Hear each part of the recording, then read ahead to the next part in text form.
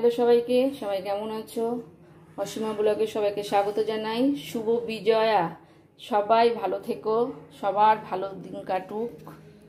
দেখো, আজকে তো আমি চিংড়ি মাছের একটুখানি বাটি চচ্চড়ি করব। সেই জন্য আমি চিংড়ি মাছটা নিয়ে নিয়েছি। এটা আমি মাইক্রোওভেনে করব। খুব বড় চিংড়ি দিয়ে এটা ভালো লাগে না, একটু ছোটো ছোটো চিংড়ি দিয়েই ভালো লাগে, তাই আমি এই চিংড়িটা নিয়ে নিয়েছি।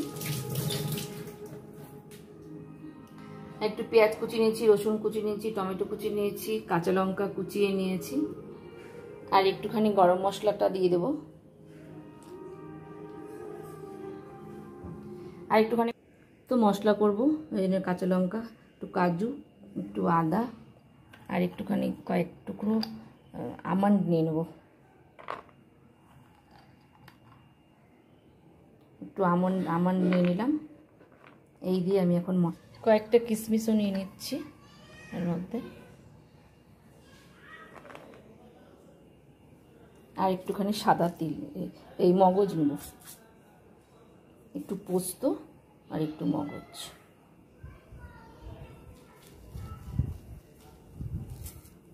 এই দিয়ে আমি এখন চিংড়ি মাছের মশলাটা বানিয়ে নেব।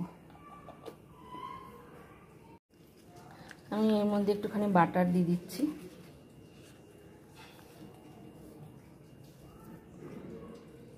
পেঁয়াজ আর রসুন কুচিটাও দিয়ে দিলাম।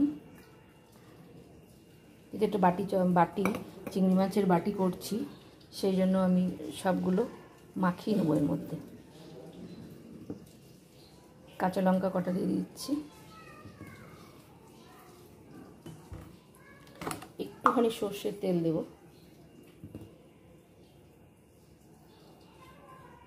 বাটার তো দিয়েছি, একটুখানি সর্ষের তেলও দিয়ে দিলাম।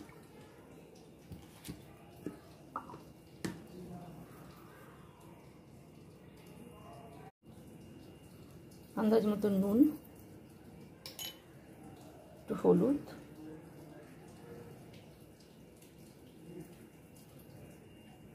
একটু টক দই দেবো,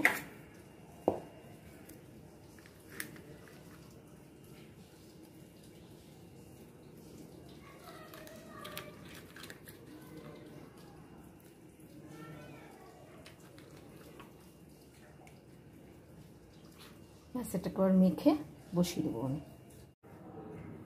এই যে মশলার পেস্টটা তো করে নিয়েছি আমি, পোস্ত, মগজ আর কাজু বাটাটা, কাজু আমন্ড দিয়ে দিলাম এর মধ্যে।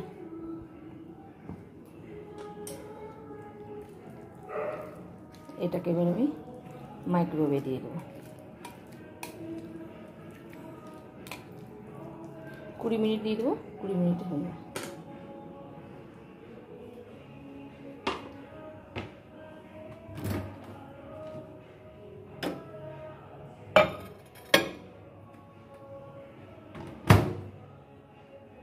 এই এটা তো হয়ে গেছে। এই দেখো, চিংড়ি মাছটা তো আমার কমপ্লিট।